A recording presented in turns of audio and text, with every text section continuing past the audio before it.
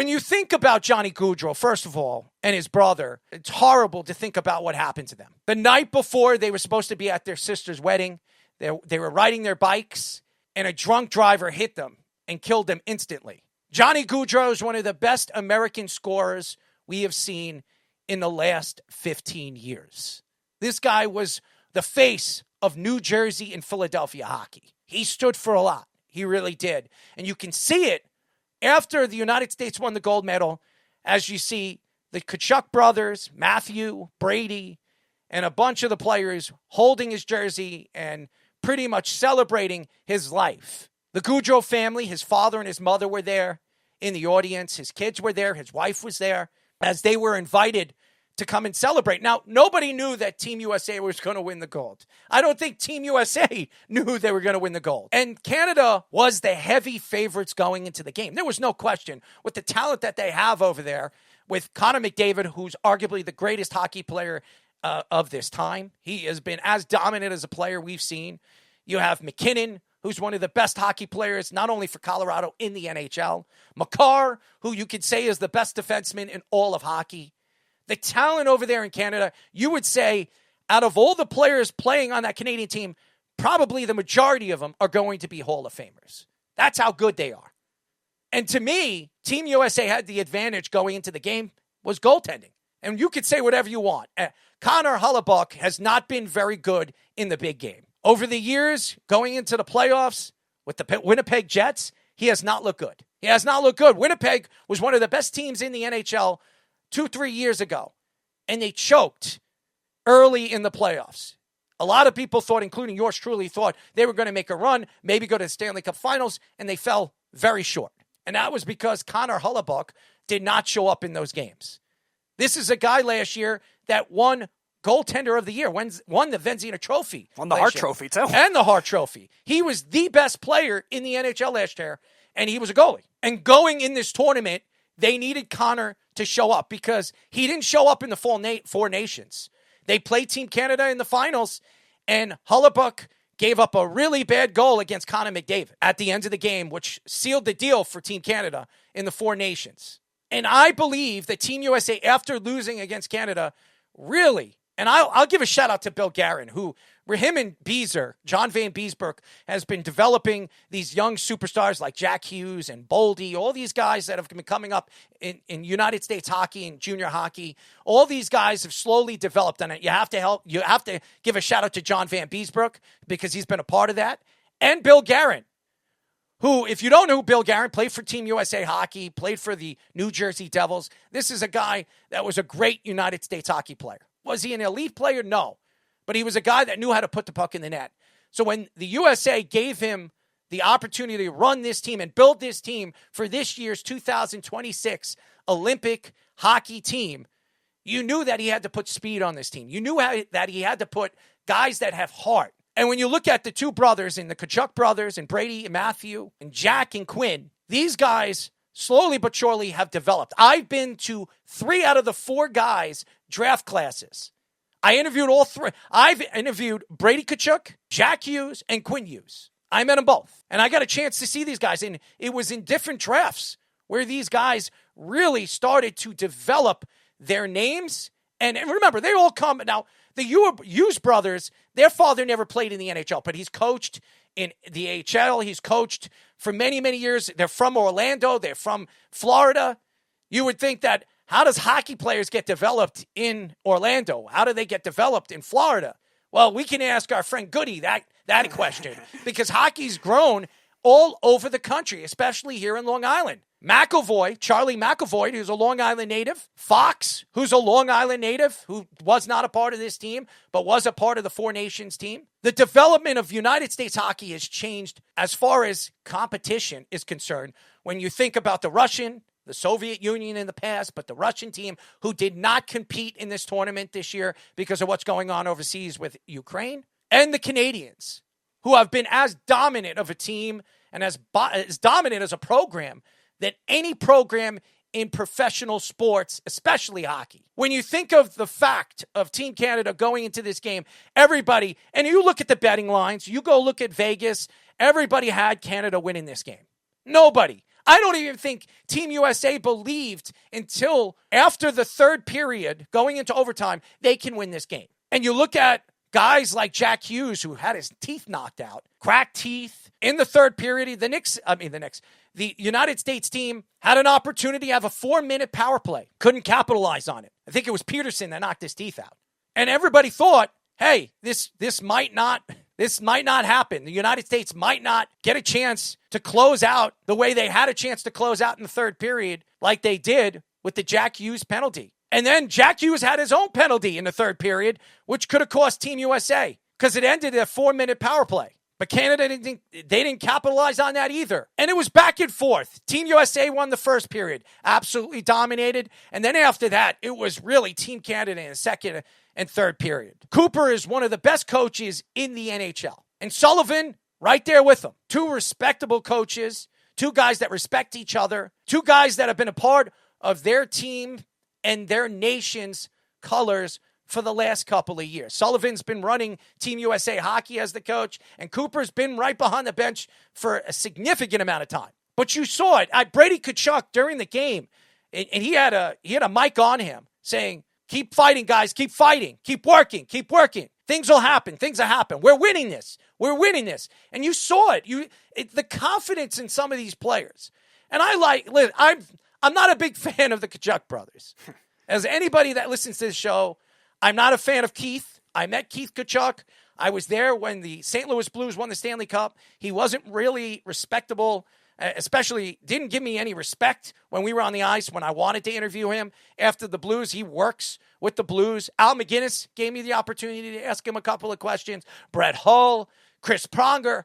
But Keith Tkachuk just seemed like he is a real big you-know-what. I'm not going to say it on live radio. I don't want to scare any kids away. But you know what I mean. And Brady and Matthew, I've heard stories. I was there when Brady got drafted, so Matthew was there, Keith was there. They were taking pictures, and Brady was a little bit more nicer than Matthew, but you could tell they have a little bit of sting to them. You could tell that their father built them up to be tough, and they were the tough team. They were a tough team because of these two guys. They would go out there if somebody was getting hit behind the net of the opposing team, or if the goalie got hit, Connor Hellebuyck got hit, or Swayman got hit, what would happen? You see the Tkachuk brothers start the fights and end the fights. It didn't matter if it was against Slovakia or any of the other teams that they played against.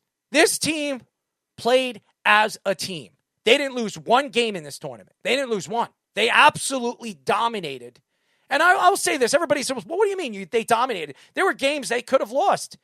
The game before, they could have lost against Sweden. They could have lost against some of these games. How many games went to overtime? But you see, that's competitive hockey. And when you have a heart to win, you're going to find a way to get the game, in your favor. You get the goal and end that game. And that's what they did. Austin Matthews, I don't know if he's so much of a captain, but he's had an off season. Austin Matthews has not been the same Austin Matthews he's been with the Maple Leafs. This guy has been the elite goal scorer for Team USA hockey for a very long time. But going into this tournament, he really has had a bad season. He really has. But Team USA, and maybe this will give him a little bit of boost, winning a gold medal and really showing that it meant something. In 1980, the Miracle on Ice, I wasn't alive for that. I was born in 82.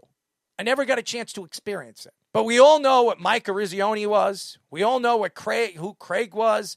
And we all know what some of these players, Johnson was, Herb Brooks, what he stood for Team USA hockey.